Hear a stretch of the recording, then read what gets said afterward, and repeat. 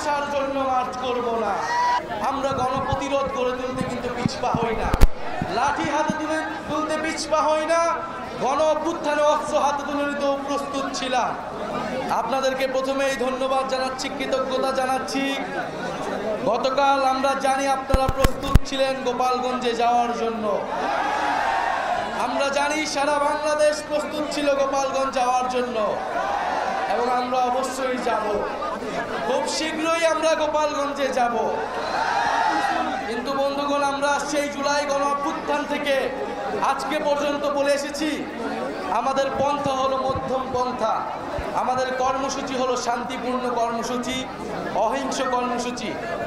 কিন্তু যদি সন্ত্রাসীরা, ফ্যাসিস্টরা আমাদের দিকে আসে, আমরা গণপ্রতিরোধ গড়ে তুলতে কিন্তু পিছপা হই না, লাঠি হাতে তুলতে পিছপা হই না, গণ অভ্যুত্থানে অস্ত্র হাতে তুলে নিতেও প্রস্তুত ছিলাম। প্রিয় সংগ্রামী ফরিদপুরবাসী, এই ফরিদপুর শহীদদের মাটিতে, শহীদেরা এই মাটিতে শায়িত রয়েছে।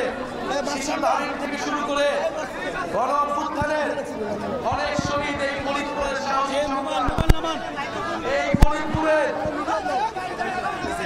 এই ফরিদপুরের অনেক সাহসী বীর জুলাই গণ অভ্যুত্থানে বৈষম্য বিরোধী ছাত্র আন্দোলনের সম্মুখ সারিতে ছিলেন। সংগ্রামী বন্ধুগণ, আপনারা জানেন গতকাল গোপালগঞ্জে আমাদের শান্তিপূর্ণ পূর্ব ঘোষিত কর্মসূচিতে আক্রমণ চালানো হয়েছে। গোপালগঞ্জে এখনো ফ্যাসিস্টরা তাদের আশ্রয় কেন্দ্র হিসেবে গড়ে তুলেছে গোপালগঞ্জকে। আমরা বলেছি গোপালগঞ্জের মানুষকে, গোপালগঞ্জের সাধারণ জনগণকে আমরা মুজিববাদ থেকে মুক্ত করব। গোপালগঞ্জের সাধারণ মানুষের পাশে আমরা আছি।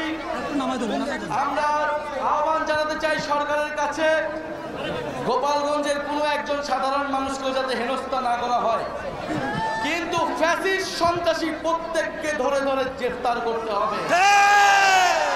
এই সংগ্রামী বন্ধুগণ, 4 জন মানুষ বিচার বহির্ভূতভাবে গতকাল মারা গিয়েছে। আমরা 5ই আগস্টের পরে বলেছিলাম সন্ত্রাসীদেরও মানবাধিকারে আমরা বিশ্বাস করি।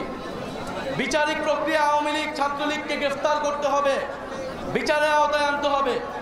কিন্তু আমরা দেখছি গ্রেফতার হচ্ছে না, গ্রেফতার হলে কোর্ট থেকে ছাড়া পাচ্ছে,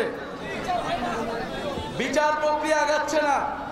প্রশাসনের বিভিন্ন স্তরে যারা স্বৈরাচারের দোষর রয়েছে এবং দুর্নীতিবাজ কর্মকর্তারা রয়েছেন, তাদের প্রতি বলে দিতে চাই, বিচারের দাবিতে আমরা রাজপথে নেমেছি। বিচার আদায় না করে আমরা রাজপথ থেকে উঠে যাব না। আর যারা রিফাইন্ড আওয়ামী লীগ বাংলাদেশে প্রতিষ্ঠা করতে চায়, গতকালকে রিফাইন্ড আওয়ামী লীগের, রিফাইন্ড মুজিববাদীদের একটা ভার্সন এই দেশের জনগণ দেখেছে।